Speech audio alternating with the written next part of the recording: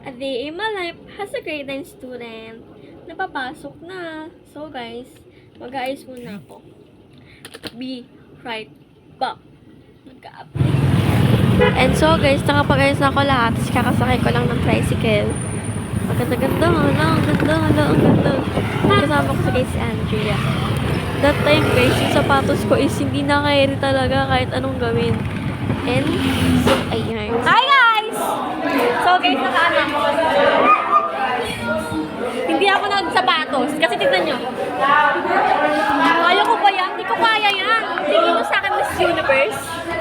So ayan guys, kaya nakaano lang ako. Kamedyas. Papadala ko ng shoes kay Mother Earth. So yung time na to is hindi na kaya ng sapatos ko. Bumigay na talaga siya. Kaya yan, nakamedyas. Process na namin to guys. So hindi ako makababa kasi wala akong sapatos. And then, nagpabili na lang ako sa classmate ko. Hinihintay ko siya niyan that time.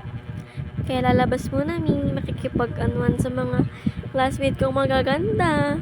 Si Kate, tsaka si Mari. So guys, ayun yung close friend ko simula grade 8. Papakita ko sa inyo kung paano matumay ng medyas ko. Look, may pasayaw-sayaw pa ako. At, di ba? Nakamedyas ang person. Siya lang yung nakamedyas sa room. And so, guys, last subject na namin. Ang gulo na namin that time. Kasi nga, last subject na. Tapos, kinuha yung cellphone ko yung visit na Kelvin na yan. Kaya, ganun ang muka. Eh. Kinuha ulit. Ito nagalit talaga ang person. Tapos, yan na, guys. So, guys, uwiin na namin. And then, nag-aantay na lang kami ng bell ng school. Kaya kami nasa labas. So, that time, guys, is may chinelas na ako. Pinadala ko sa may kapatid ko. Look! Diba? Eh, di na siya nakamedyas. Naka-ano na siya. Naka-chinelas na ang person. Hindi na mahihirapan sa paa.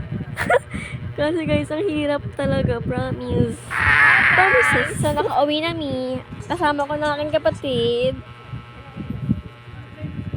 So, guys, dito na magkatapos sa aking video. Ang a day in my life. Very nice student. Bye guys. See you on my next vlog.